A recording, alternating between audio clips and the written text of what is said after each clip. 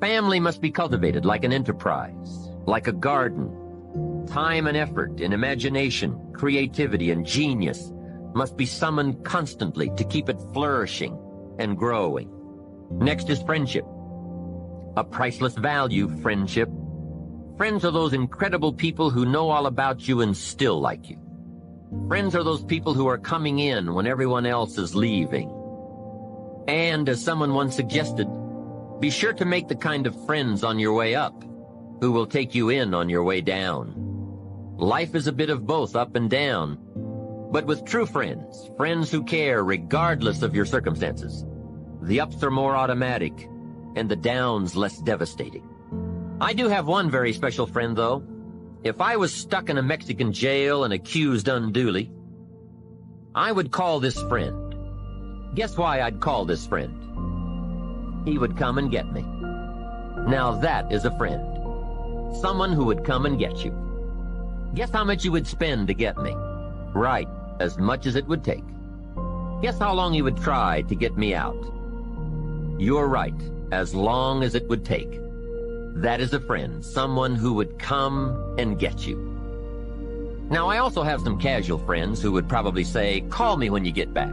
I guess we all have some of those friends. But friendship is so vitally important to those in search of the good life. Make sure your friendships get the attention and the effort they deserve. Properly nourished, they will give back to you that priceless treasure of both pleasure and satisfaction called the good life. And remember, the good life is not an amount. The good life is an attitude, an act, an idea, a discovery, a search.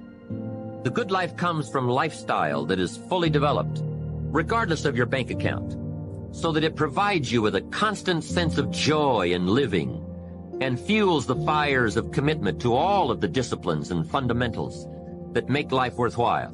The first thing you start changing is what? Your philosophy. You start changing your mind. You start changing how you think. You start picking up new ideas and information. Gather new knowledge. Make better decisions about what's valuable. And I'm telling you, if you'll do that, your whole life will change. Your health will change. Your relationship with your family will change. Your ability to cope with challenges and problems will change. I'm telling you, income, promotions, all of it will change. If you will change, it'll all change. If you won't change, it isn't going to change. You can keep your fingers crossed if you want to and hope they'll straighten it out. You can wish for the wind not to blow quite as severe, but I'm telling you, wishing for the wind to change in your favor, we call naive at best. Don't do this any longer. Wish for a better wind. The key is to wish for the wisdom to set a better sail. Utilize whatever wind that blows to take you wherever you want to go. That is the philosophy I picked up at age 25, and it revolutionized my whole life. And here's what I found. I found it was easy. I got rich by the time I was 31, and it was easy. Now, here's my definition of easy. Got to jot this down. My definition of easy, meaning something I could do. I figure if it's something you can do, it's easy. Now, here's a parenthesis. Parenthesis, I worked hard at it. I found something I could do, which was easy, but I worked hard at it. I got up early and stayed up late, worked hard that 6 years. But what I did was easy, meaning it was something I could do. You say, well, Mr. Rohn, if it was so easy, how come everybody else around you during that 6 years, how come they didn't get rich? Here's why. It's easy not to. How else would you describe it? That's it. You say, no. For all of the rest of them, it was hard for them and it was easy for you. That's not true. You couldn't debate me on that in front of this intelligent audience. But here's the challenge. Let me give it to you in a philosophical phrase. I tend to be a little philosophical. Here it is. The things that are easy to do are also easy not to do. That's the difference between success and failure. I did not neglect to do the easy things I could do every day for 6 years. Underline. I did not neglect. That's the key. I found something easy I could do that led to fortune, and I did not neglect to do it. And here's the problem with neglect. It starts as an infection. And if you don't take care of it, it becomes a disease. And here's what else is the problem. One neglect leads to another. Neglect to do wise things with your money, you'll probably neglect to do wise things with your time.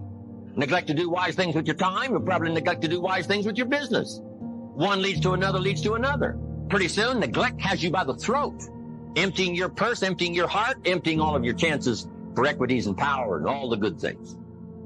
What if you should be walking around the block every day for your good health and you don't? I'm telling you, you're on the wrong track.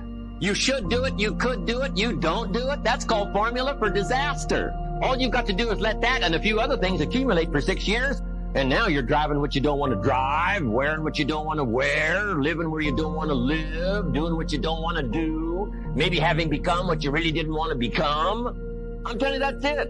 Just neglect along, drift along, and it's got you by the throat. It'll take all your values, leave you with just a little bit of dust in a summer wind, and it'll soon be gone. That's it. It's where I found myself at age 25 until my teacher came along and said, Mr. Rohn, up till now you've messed up. Let's see if we can't clean that up, change it all. I did. Changed my life. Not just the money, all the rest of the values that came pouring in when I understood that it was me. It was me.